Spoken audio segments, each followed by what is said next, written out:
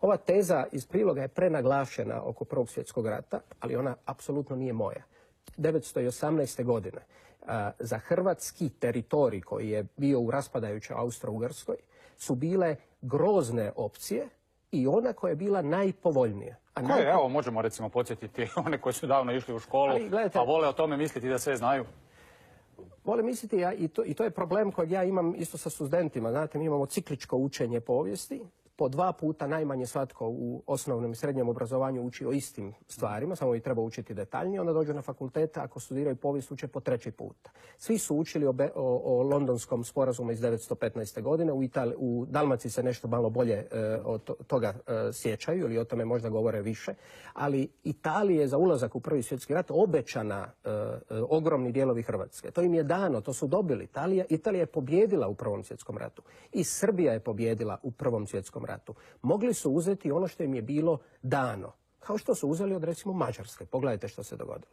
Hrvatska je imala dakle tu opciju da ostane bez onoga što bi pobjednica Srbija dobila i što bi pobjednica Italija dobila, ili je mogla nastati zemlja u kojoj smo, zahvaljujući različitim drugim opcijama, između ostalog predsjedniku Woodrow Wilsonu, rekli stvorit ćemo južnoslavensku državu. U njoj su hrvatski krajevi bili okupljeni.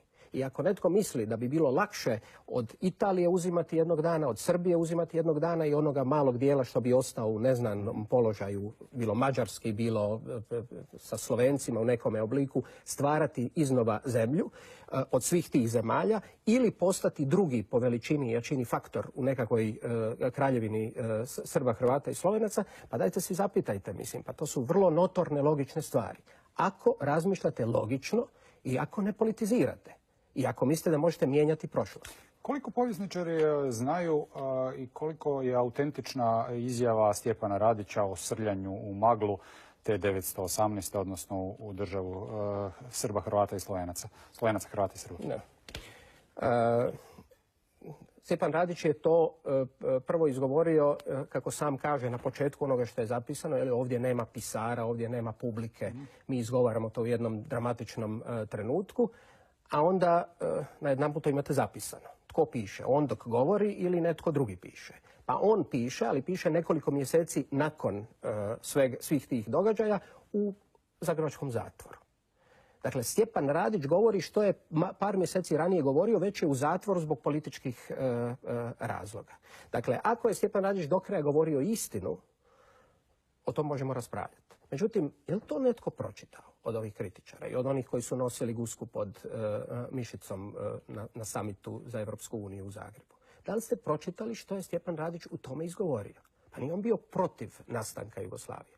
I to su, vjerujte mi, mislim, toliko notorne stvari da je meni dosta smiješno govoriti. Svak povjesničar će misliti da govorimo o najbanalnijim stvarima. To jest problem sa našom znanošću i raspravama koje zapravo nisu rasprave. Mi raspravljamo kao da ništa nikada nismo saznali, kao da se svaki put se iznova otvaraju stvari, upravo zato što nema želje da se podvuče crta i da se pomaknemo dalje, jer nešto valjda smo već došli ovih 100 godina od tog trenutka. Kada govorimo o pristupanju Hrvata prvoj zajednici južnih Slovena, odnosno Jugoslavije, jesu li Hrvati u tu Jugoslaviju ušli iz uvjerenja ili iz nužnosti? Kako koji?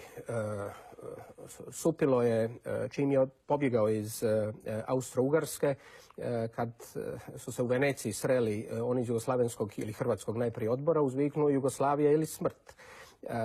Onaj Supilo, slavni Supilo, Dalmatinci su rekli ako se nećete ujediniti, mi ćemo se ujediniti sami.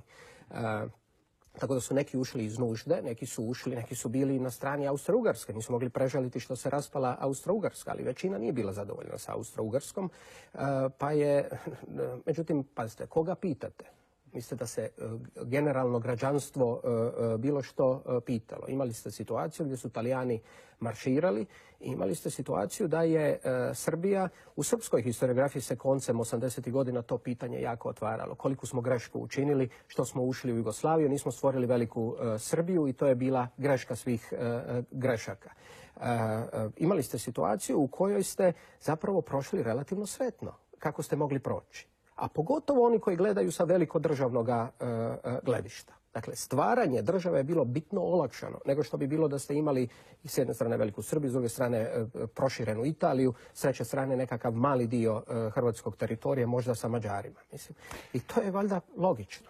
Kada govorite o srpskom otvaranju te teme sredinom 80. godina, otac modernog srpskog nacionalizma, ajmo ga tako nazvati, Dobrica Ćosić, je posebno opsjednut 915. i neformalnom ponudom Srbiji da dobije krajeve Hrvatske i ne samo Hrvatske i da poslije rata bude velika Srbija, ajmo to tako nazvati. Koliko vi kao povjesničar znate o tome? Naime, Dobrica Ćosić je opsjednut time i misli da je izvor svih srpskih nevolja u 20. stoljeću proizlazi iz činjenice da je Srbija to tada odbila i odlučila u Jugoslaviji pokušati ostvariti ujedinjenje svih Srba. Koliko se zna, koliko je ta ponuda bila ozbiljna 915. To se radi o Londonskom ugovoru, ali se radi više manje o neformalnim ponudama Srbiji. Ili?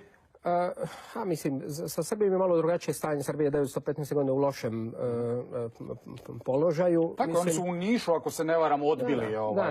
Nikola Pašić je odbio. Gledajte, problem sa ovo što ste sad rekli, dakle da recimo nacionalistički krugovi u Srbiji o tome na taj način raspravljaju, je jedina prava korist toga, ili ono zašto bih ja volio o tome raspravljati, je da se onda postavi pitanje hrvatskim nacionalistima kako je onda moguće, ako je to bilo sve smišljeno sa ciljem da se zadovolje Srbi, dajte da malo o tome raspravljamo. Dakle, kako je moguće da velikosrpski nacionalisti smatraju da su to bila loša rješenja, a i vi smatrate da su bila loša rješenja.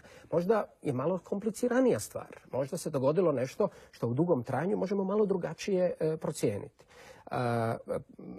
Gledajte, meni je bizarno govoriti o tome da je sad to projugoslavenski ili antijugoslavenski stav. Mislim, mi govorimo o nečemu što je nestalo, što ne postoji, povjesničari se tim stvarima bave. I o tome raspravljamo, pokušamo logički razmišljati, davati interpretacije.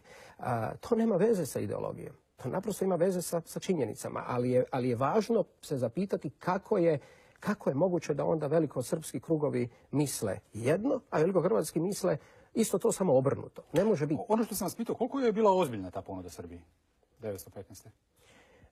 O tome se raspravlja. Dakle, stvar je tu sad kompliciranija. Tko je na što pristajao, tko je htio potpisivati i tako dalje. Nije Srbija sama mogla o svemu odlučivati, ali to je bila jedna od sasvim legitimnih opcija. Tako je to moglo završiti.